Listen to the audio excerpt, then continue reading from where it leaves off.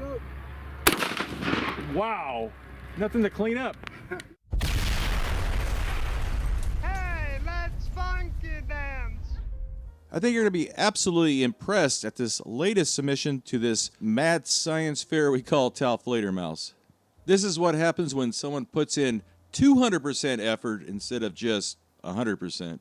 This is created by no other than Jay of Grants Pass, Oregon. Look at this. It's nuts.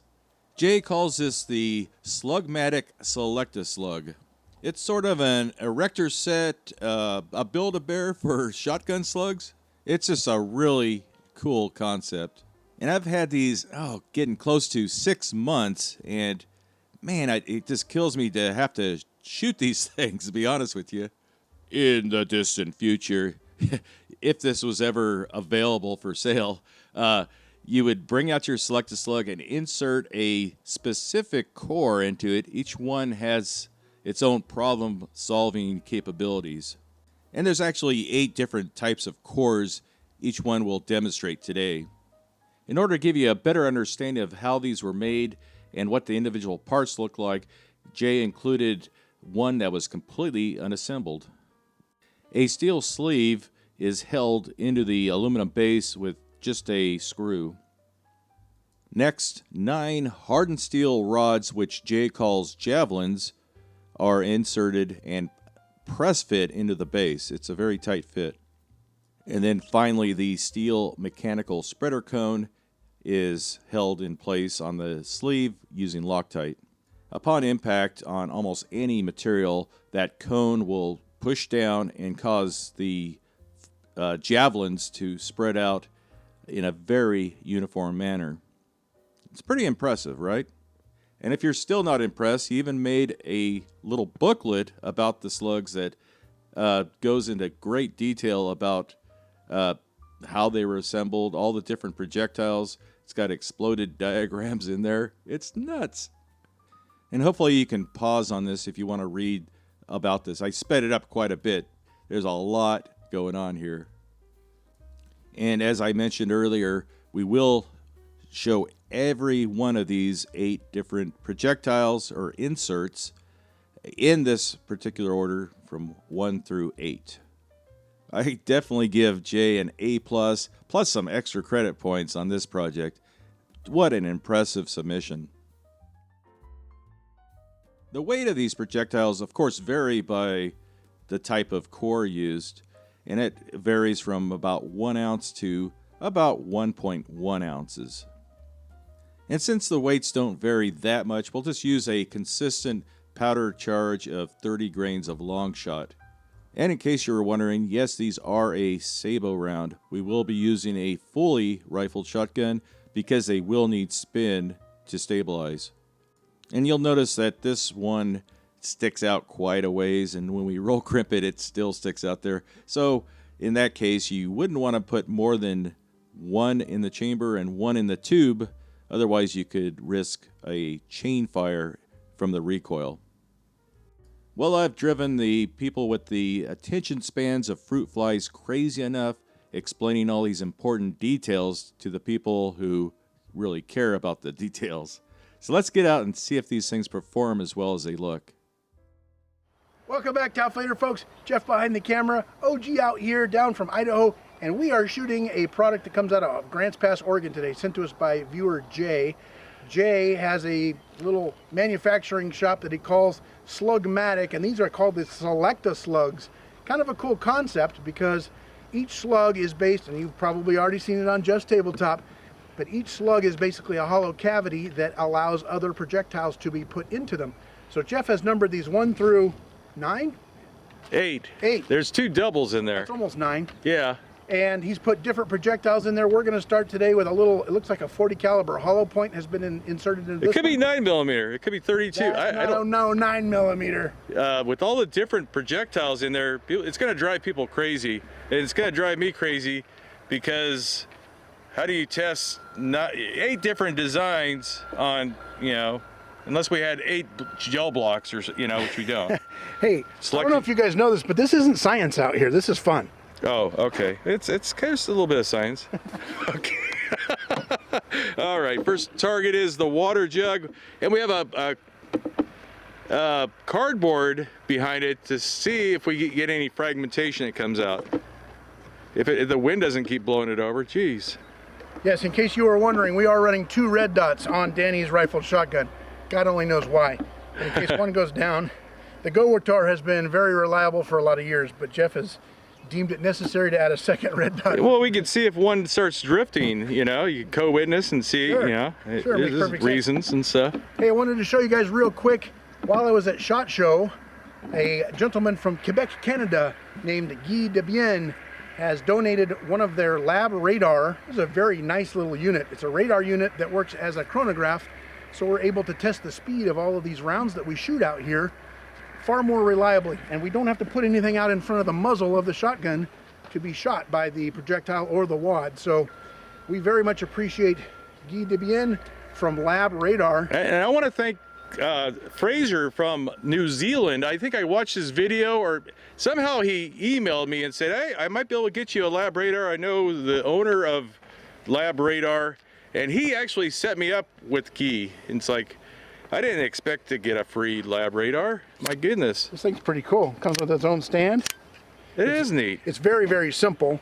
I was able to figure it out with no instructions. But there's rifle mode and then there's pistol mode, we discovered. And we did discover too that for most of the rounds we're going to shoot out here, we need to be in pistol mode, because pistol mode goes up to certain feet per second. So 16, up to 16. I hope these don't go faster than 16, then it's not going to read. But it's, well, it's a little Doppler radar, and I first saw this on Buffalo Outdoors channel. Using my Labradar LX.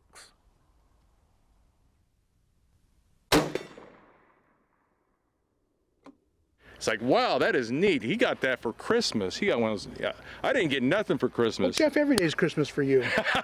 So it's Christmas in February, because we brought this back from SHOT Show, and we actually have a little clip here of Guy describing the thing and how he invented it, what he did. I'll put that on the end, you know, because people are, we've got so much going on today that. Do we? Oh my We have so gosh. much going on? It's going to be like a marathon video.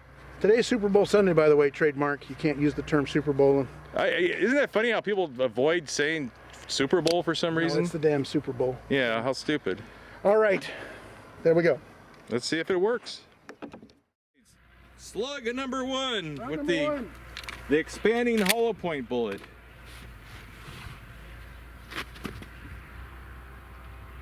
Okay, I'm ready. Here we go. Wow. Oh, wow. Wow. 1539.6. Oh, that's pretty good. It's second. over 1,000 miles per hour, Greg. I don't know if I've ever seen a milk jug that violently. That was destroyed. very impressive. It just parted like the Red Sea. The first shot was absolutely impressive. The accuracy was spot on. I have never seen a water jug split in half like that before. Here we see the deployment of some of the javelins. We can actually see them cutting through the cardboard at high velocity. Okay, so that did cause it to expand. This shotgun slug is a crowd pleaser. It really You is. shoot your bad guy and you get everybody around him, but look at this thing. Not only did our main projectile plug through here, and we got little shards flying through, but we had marked this off earlier.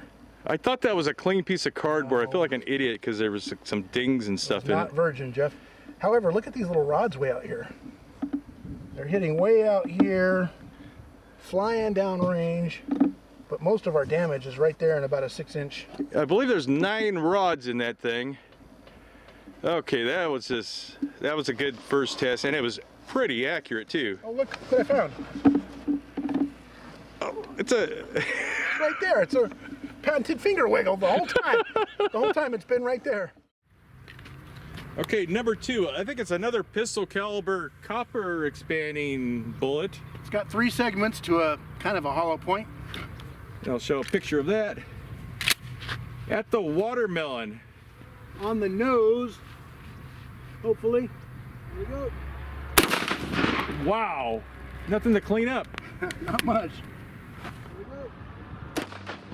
Wow. Another extremely accurate shot and a very high energy dump. There was nothing left of the watermelon but 2-inch chunks. And again, we saw some of the javelins flying outwards. You're screwed. Okay. It's like an extreme defender, the extreme penetrator, one of those two. Yeah, something extreme. I'm going to put it on the strawberry downrange. Okay. Jeez. What was the speed on that one? 1509. Oh, okay. 0.2. In this shot, it's interesting because we can see a vapor trail of some of the uncured Loctite that was carrying that spreader cone on there. But it does appear we had full penetration of some of the components. Maybe a little bit high. That could have been my hold, though. Well, remember, we're going to have change in the ballistics. Yeah. Because of the different weights and that and this and that. And technically, though, I called the strawberry. We hit the strawberry. You hit the strawberry. You hit the stem, actually. The vegetable part of the strawberry that everybody spits off. Where all the vitamins are. Oh, God. Vitamins if you're a rabbit. So the round punctured in there. The first thing we noticed is that the main projectile, that little screwdriver shaped thing. It is a little tiny hole, so that's about the size of it. Yeah, roughly a pistol. Okay, now this I think is going to be really interesting when we look inside this thing. Yeah. So, peel it open. Look at this. We're already gigantic damage from those fragmenting rods. It's the claw of death. Okay. However, look at this. We're back to just one single hole, and we got a little rod over here. Stick it in. We got a rod there.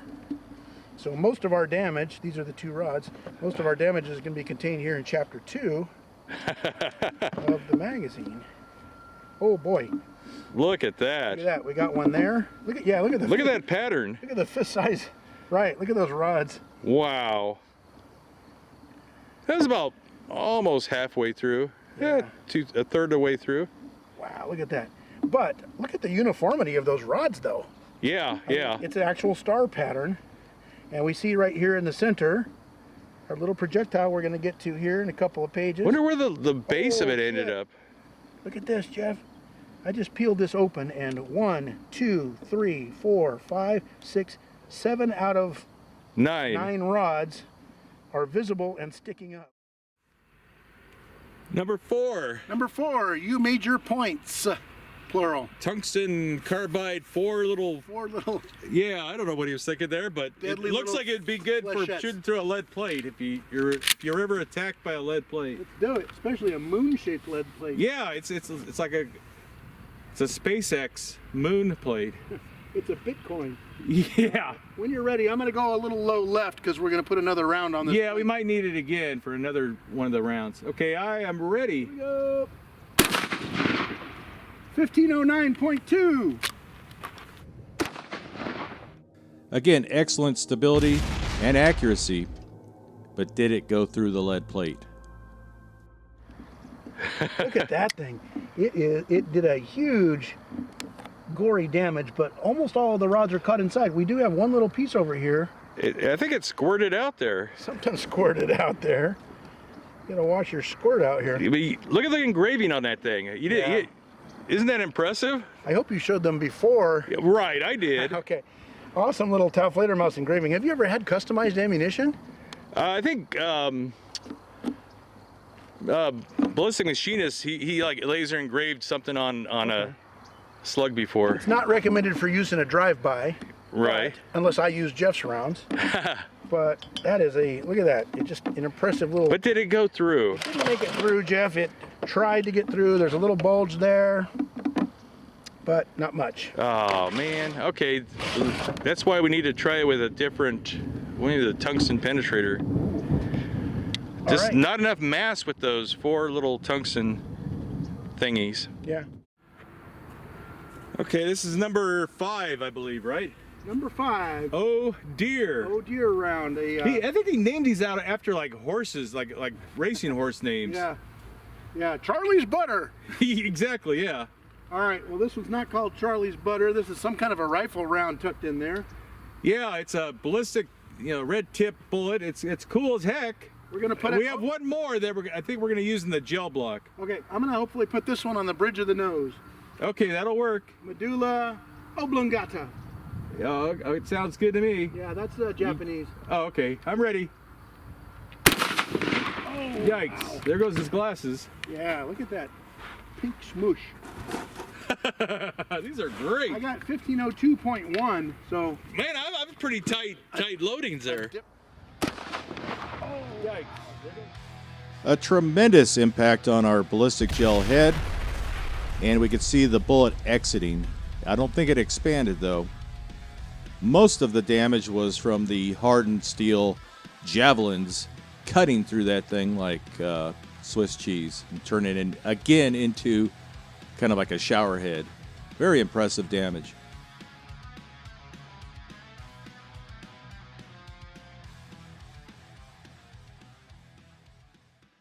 So that one went a little bit left. that was, I'm sure, my trigger pull because I was aiming right here. It went a Well, oh, you got this completely different weight slug now. I'm pretty sure it was still my trigger pull. It's easier to blame me than anything else. Oh, okay. As long as you take, look at this. Responsibility. Look at that. Oh, I take responsibility for everything, Jeff. I've got 78 children. See, it's better to accept responsibility ahead of time, and that way if you find out you only have 2 children, things are good. Look at this expansion over here, this fragmentation. It looks like a lemon juicer. Oh yeah, yeah. Little blades in there, and that's ironically exactly what happened to his head, juicing. There's a couple of little frags that made it out the back, and then there's some little bit of debris in here from something. Yeah, there's. I don't think that was there before. But you can kind of tell by where this hit that the right side of that deadly cone, the cone of death, struck that purple water bottle inside. And you guys have already seen it in the high-speed camera, but made just pink foam everywhere. Yeah, that was pretty cool. Okay, what's the next one? So the next one he calls the ballor, and we didn't know what the hell it was, so we used this Google machine that was just invented for us. And it means the deadly one. It's an epic masculine name of Irish origin. Of course, I'm getting a spam risk. It's armed with some dastardly connotations. This name means the deadly one in Irish mythology. It's a one-eyed monster. Oh, it wreaks havoc. That kind of makes sense. It wreaks havoc, Jeff, There's like and it leads other 3 baddies. nerds on the internet that know what a ballor is. I can guarantee you. And insert one-eyed monster jokes here. All right, be careful, they will. Let's put it downrange at a 3-gallon jug of water. Yes. That's for the Europeans. And firing. Not bad, not bad. 1490.1. And firing. Not bad, not bad. 1490.1. Another very accurate shot to split that bucket right in half, basically. It's really a testament to the engineering and machine work from Jay. He's good at what he does. Well, These things have been accurate despite being, the different weights and everything. they're all different shapes and weights, but they all have been packaged accurately. Yeah. This one hit right on a little face, and here's the cool part. This is the back of the jug after it split. We've got 3 little rods striking back there. Almost wanting to, well, they made them. They cut through. Yeah, they might have made it. Yeah, they're 1,000 miles per hour. I think they're very little stop in those things. So we're missing 6 rods. Jeff and I are going to put the camera on pause and go out here and find all 6. I'll just drive my truck there and I'll find them in my tires. Oh, yeah, you'll get them when you get home. Yeah, yeah. Okay, what's next, Greg? This one, Jeff, is called the Brandt. It's named after a fraternity guy in Pensacola. Actually, Brandt, with a D inside of it, is a German surname that means sword or fire. So fire sword. He gives them cool names, but I've never. Who knows? So this would be good for all you Dungeons and Dragons nerds out there. He must be he must be either a Dungeons and Dragons dude or a medicinal pot smoker. don't they or both. Yeah, don't they go hand in hand? Oh, that's okay. Those 2 things. I bet you have Batman pajamas too. All right, Brandt. Who's actually high out here? You're right. 2 o'clock.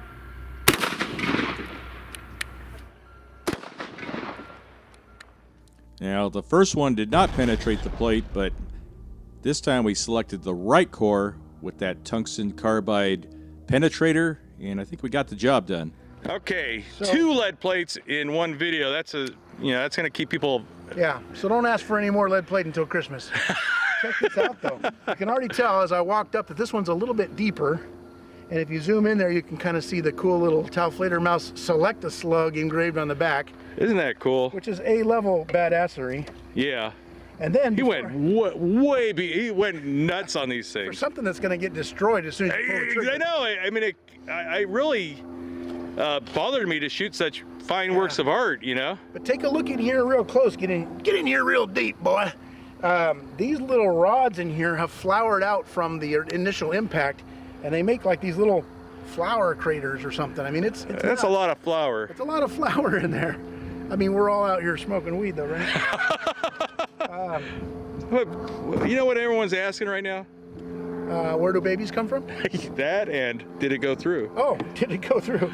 It's kind of one and the same. Oh, there you go. We have full penetration, Jeff.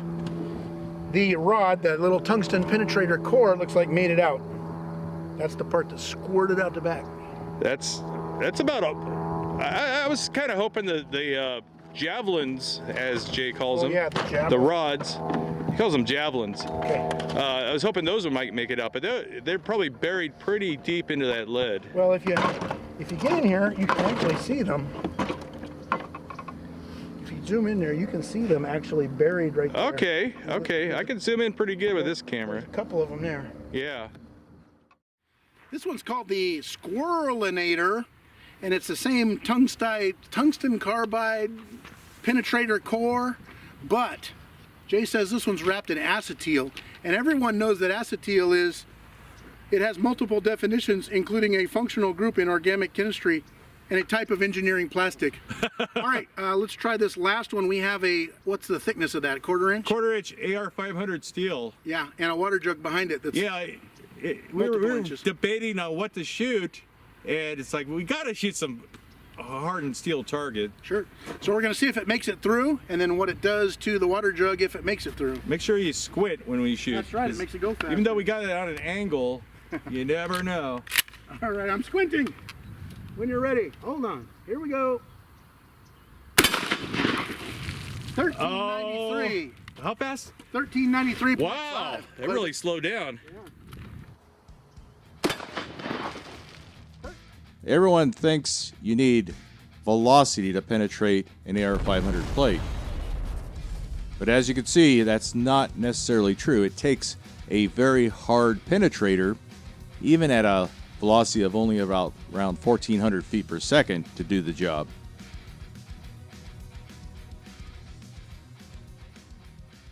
So this is a scene we came across. We immediately noticed that this 1/4 inch AR-500 steel was penetrated, but look at this. All those little javelins hit it in a perfect little pattern. And they're hardened steel, but they didn't go through. They didn't go through. In fact, I'm finding them all over this safety road. So we're gonna have to find those before the tires do. But check this out. This jug was right behind it, and the tungsten core made it right through into the jug. So it's not just for squirrels. He lied to us. Looks like something tried to make it out too. Is it in there? I don't think there's anything. Shake it around. Maybe. Take a look. We've got a bunch of garbage in here, but I don't see anything like. Is it cat litter? That could be it. Is that what this jug is? Yeah. Oh great! I just drank some of this water. It's not. It's not used cat litter. Yeah. Is it pre or post cat? You're right. Yeah. There. Those are fragments of the AR-500 plate. They turned those into projectiles. It's a good chance that the tungsten penetrator itself was destroyed, but it knocked out and ripped out a piece of the AR-500 plate. It actually split it. So that becomes a projectile, and enough to go all the way through that water jug.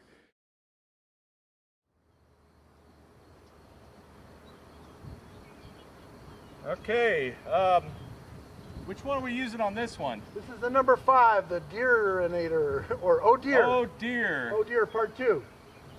Okay, whenever you're ready. Here we go. Oh, Here goes the table.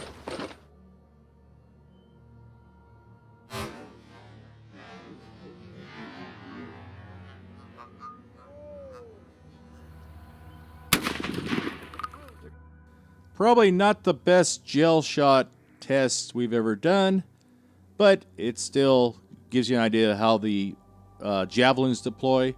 Now the bullet, it ended up diving down and penetrating the table. Now this may not have been the best choice for us to make using this type of Select-a-Slug, the deer type insert, but it was a little challenging to try to select the best target for each type of Select-a-Slug, and I don't think we got it right this time. Okay, so what happened? You shot a little low, which is understandable. I was kneeling. However, we have an unbelievable, look at that pattern in there. Christmas tree of death. Here, put that back against there. There you go. That helps. People. And I can't see it. People, you can't see it, but how do I know it makes it show up a lot better. That's for sure. All right. But let me get some shots. Look at the little rods in there. Can you zoom in on those? Can you see those? Yeah. Ooh, those little rods are hovering. I just right want to there. get some shots of it with a black background, then we can move that out of the way so you can talk about it. The main projectile shot down a little bit low at a low angle. Yeah, then it dove down through the table, of course. This is what, a 16-inch block? Yeah. So it made it almost out. I mean, for whatever reason, it was released and... right about 15 inches, the projectile shot out the bottom of the block. You probably saw it blew out a ton of table materials here. Yeah. You can tell on this one. Look at this one. Yeah. That poor table, man, it's very brittle. It's very brittle. You think it was... Set your drink in there at Thanksgiving, it'll be gone. But yeah, look at that. It's a gnarly round. Javelin? The javelins, I'm sorry. Trademarked. Yeah. The javelins. Well, that's it. That is it. I'm impressed, though. So we had, what, 7 different designs? Yeah. Yeah. Eight. We had 8 We rounds. had 2 doubles. Okay. So we had that many. We had insert number here.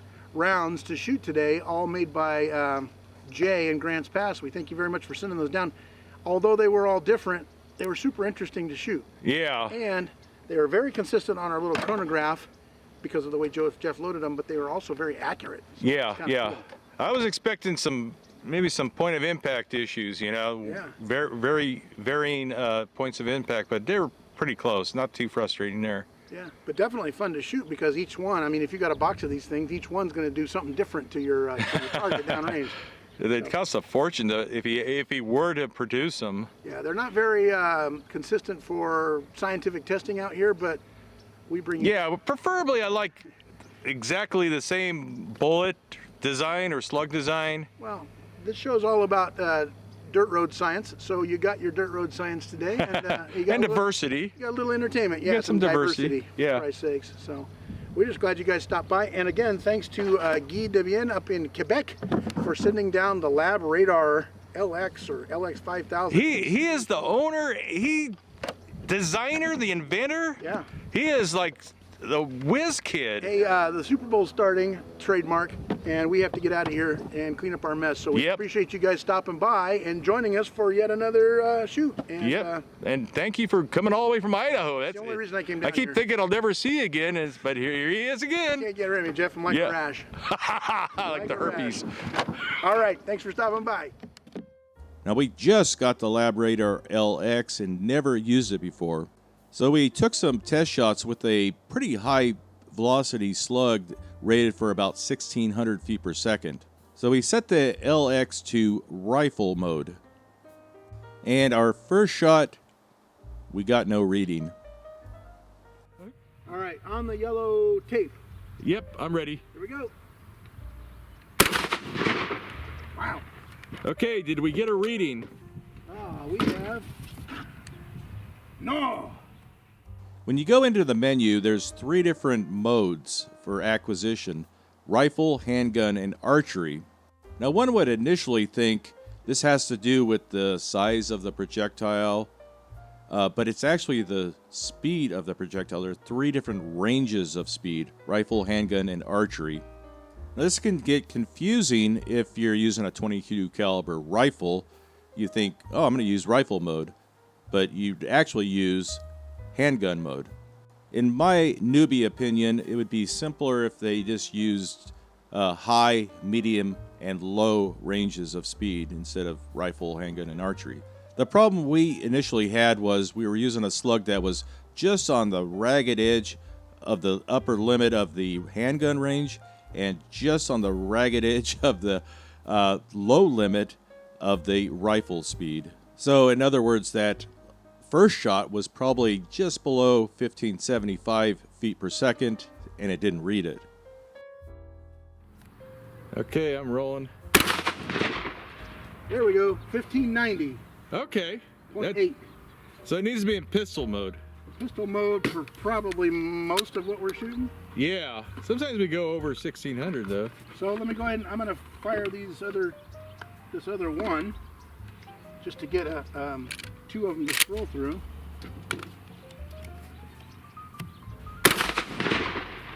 $1592.7. Let's book along pretty fast. So it's reading them. Once we put it in handgun mode, it just read everything all day long. It was extremely reliable. You'll notice there's a little bit of overlap between the two speed ranges. And our velocities were kind of in that gray area between rifle and handgun speeds. And we were only 16 feet per second from exceeding the handgun velocity mode. And that's cutting it pretty close. Now, I'm sure there's a good reason why they have these three different specific ranges instead of just having a read everything range, right? But I would like to see a better overlap of the ranges just so you don't fall into that gray area. So far, that's our only nitpick about this Labradar LX. It's a fine instrument. For years, we were using the cheapo Caldwell optical chronograph, the green thing, you know, and oh my gosh, they just eat the heck out of batteries. We were always hitting the thing and damaging and destroying them with, not with the bullets, but with the sabos and wads and stuff like that. And we constantly got errors and just bad readings and stuff like that. It was so frustrating that I got to the point where I didn't want to bring that chronograph out there with us. The LX has a rechargeable battery in it. No more 9-volt batteries. The thing runs all day long. You'll run out of ammo before the battery goes dead. I guarantee you that. It's rather small. I can just throw it in my camera case, and we don't have to worry anymore about hitting the thing with errant projectiles. And finally, as promised, the exclusive footage that Gregg got of the inventor and creator and owner of Labradar, Guy himself. Hello everyone, my name is Guy Desbiens. I am the owner of Labradar. Labradar, we are a manufacturer of Doppler radar or chronograph, if you prefer, to measure the velocity of your projectiles in flight. So we are a company that have been manufacturing large instrumentation Doppler radars that we can see right here and providing to all the business around the world to measure with precision all the ammunition for artillery, defense, to develop ammunition like Hornady, ELDX, projectiles, 6.5 Creedmoor and everything. But that's long range stuff and expensive. Well, we took all that technology and brought it into a small package like that. Really affordable, small, it works. You just open it, turn it on, set it to the right mode, like either it will be handgun or rifle mode, and then you arm the device, and once it's armed, it's ready. It will detect the shot and make the measurement within 1 second. And then you guys can have really precise measurement. How precise, you ask? That's 0.1% precision. That's way better than the usual, screen chronograph that you guys have been using. So this is 5 to 10 times more precise. What that allows you is to know better, have better data out of your stuff, and you do better, prediction, and you do have better result when you do testing or when you do reloading. So this thing is just as simple as that. Place it, turn it on, arm it, and fire. You will get the best measurements as possible. You can even get a measurement at another distance, which you can set as the VX parameters. It's made out of casted aluminum body, so it will not break. The screen is really bright, 1000 nits, so it's good for outdoor, it is good with contrast, it is good under the sun, it'll work just fine. There's an internal battery, and it will last for 5 to 6 hours armed. If you disarm the unit when not using it, you will extend the life to 10 to 12 hours, so you can do a full day at the range with this. There's a USB-C to recharge the internal battery, and the data is also accessible using USB-C. There's a Bluetooth, and there's a mobile app that has been updated recently, which you can use to get all your data, and you even know if your shot have been hot or cold. This is the next big thing for you shooters. You can pick up air rifle, you can pick up handgun, rifles, anything with suppressors. It's just built in, it's portable, and it's small, and that's what you get. So get your Labradar LX now. We've seen that one.